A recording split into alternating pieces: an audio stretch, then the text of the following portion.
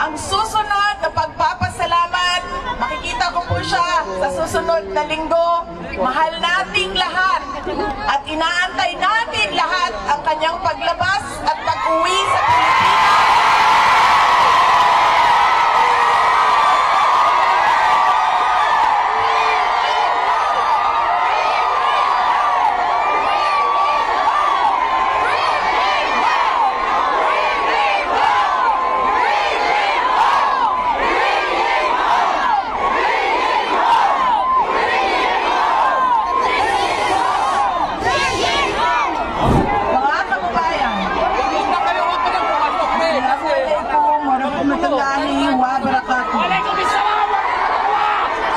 Magayaw, umayong adlaw, kaninyong tanan. Naimbag na adlaw, kada kayo amin. Magandang araw sa inyong lahat. Meron lang po muna akong paalala para hindi tayo ma-excited at manggigil ngayong hapon na ito. Kasi nakita ko, sobrang dami ng ating mga cellphone, camera, at iba't ibang pang photo at video na gamit. Ibig sabihin, lahat gusto makakuha ng picture. Inday Sara, wala na kaming pakialam sa message mo, basta meron lang tayong selfie. Kaya, binigay ng organizers para sa ating lahat mamaya ang photo opportunity ng lahat. Isa-isa.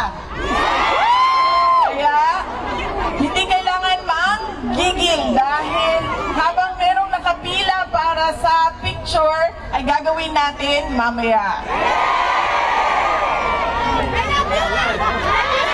Mahal ko kayo. Maraming salamat sa inyong paanyaya sa akin na bumisita dito sa United Kingdom. Ang susunod ko po ay yung munang ating pagdarasal at pakikiramay sa lahat ng mga kababayan natin doon sa Pilipinas na dumadaan sa hirap, may sakit, at mga biktima ng iba't ibang kalamidad na dumadaan taon-taon sa ating bayan. Tayo ay nakikiramay sa kanila at kailangan ipaabot natin ang ating moral support, kundi man financial support sa lahat ng mga biktima ng sakuna sa ating bayan.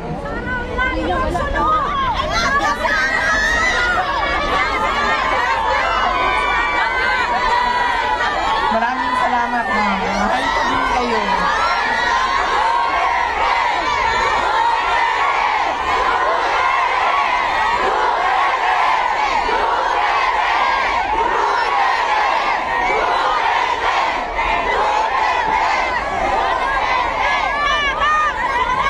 Unahin ko, mga pagpapasalamat.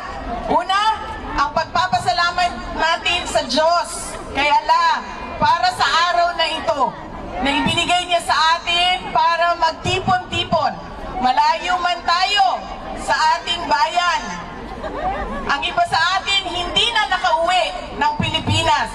Pero binigay niya sa atin ngayon ang araw na ito para ang mga Pilipino magsama-sama at ipakita natin ang ating galit sa nangyayari sa ating bayan ngayon.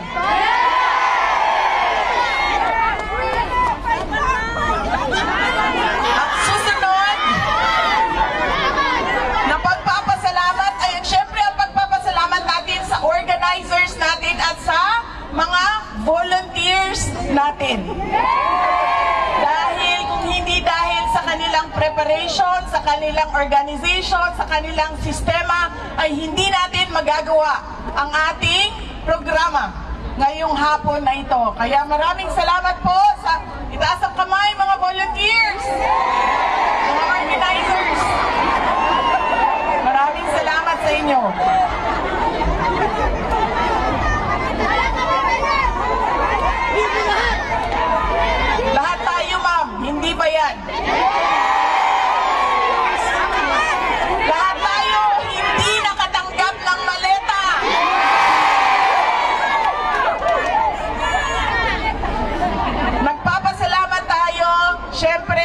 sa local government unit ng London at sa UK government dahil pinayagan nila tayo na magtipon-tipon ngayong hapon na ito. Ang susunod na pagpapasalamat ay mula sa akin para sa inyong lahat. Marami ang nagbiyahe sa iba't iba at malalayong lugar ng United Kingdom. Maraming salamat. 4 na oras, 5 oras, 6 na oras na pagbabiyahe para lang makaabot dito ngayon. Meron ang nawala sa trabaho, nag-undertime, nag-absent, nawala ng trabaho dahil hindi pumasok, hindi na natuloy ang biyahe, hindi na natuloy ang lakad dahil ibinigay ninyo ang oras ninyo para sa ating pagtitipon ngayong araw na ito. Maraming salamat sa inyong lahat.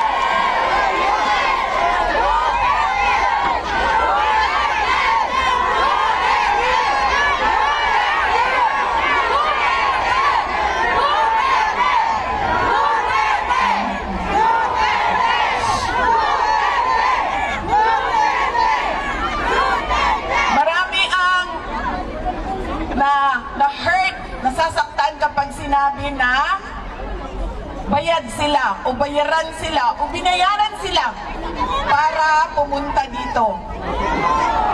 Pero babayaran ko kayo mamaya ng picture.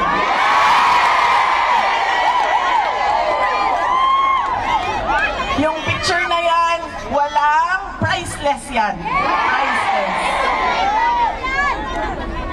Ang susunod na pagpapasalamat ay mula po sa akin at sa aking mga kasamahan sa Office of the Vice President sa inyong patuloy na pagtitiwala at suporta sa amin.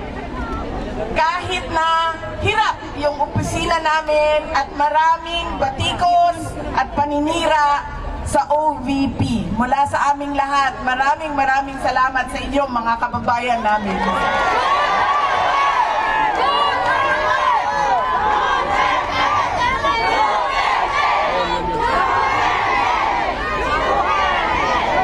Ang susunod na pagpapasalamat, makikita ko po siya sa susunod na linggo.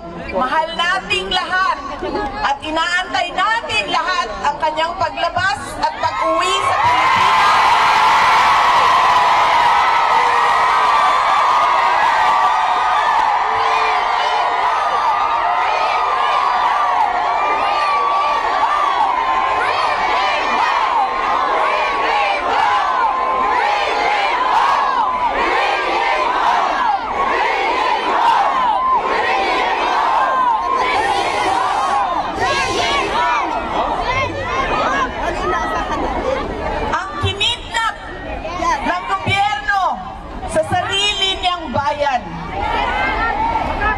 Lagi kapag kami ay nag-uusap, sinasabi niya na ipaabot sa inyong lahat ang kanyang pagpapasalamat, lalong-lalo na sa dasal ninyo na siya ay makabalik sa ating bayan.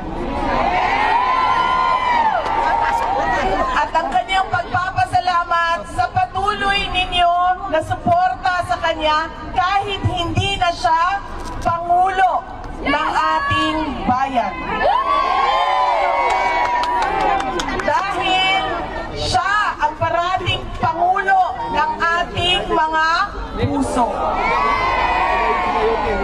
Pinapaabot niya lagi. Yes, ma'am. Hindi natin makakalimutan ang kanyang sakripisyo na ginawa para sa ating bayan. Pinapaabot niya ang pasalamat sa inyong lahat.